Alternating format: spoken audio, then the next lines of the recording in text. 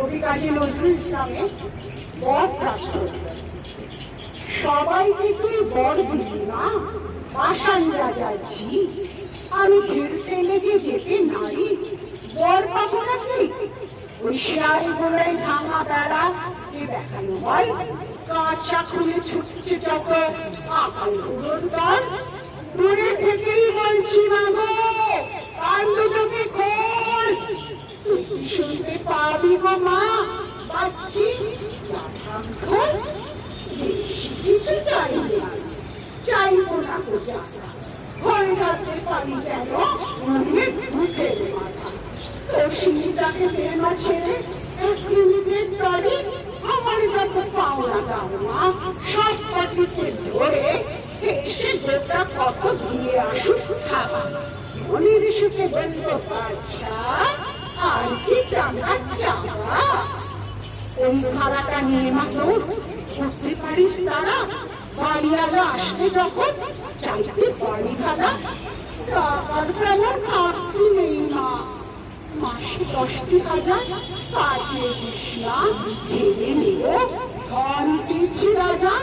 ছেলে আমার হত্যা চল, নির্বেতমার রানী, আমার যত শত্রু আছে ছেলে খানো খানি।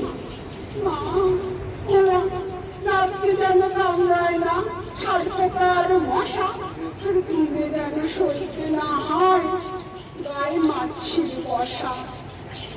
খাবার কথা বলি যদি ভাবি পেটু ছেড়ে, আমি ভাবনা কেউ থাকতে পারি, পোলাও লুচি খেলে, মাছের গুঁড়ো, মাংসের হাট, বাচ্চা ভাজা ভুজি।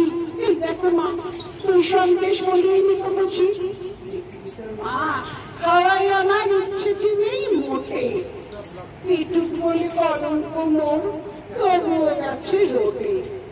আহা প্রকার বেড়াই মা গো, খেতে হটর হটর, চল যাতে খাই না দিদি কিনে একটা মোটর।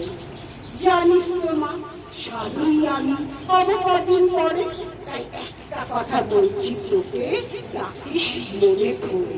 তোর বৌমা বাষ্প করে দিস না কিছু ভয় না, পাড়ার লোকে তোর নামে মা মন্দ যেন হয় না।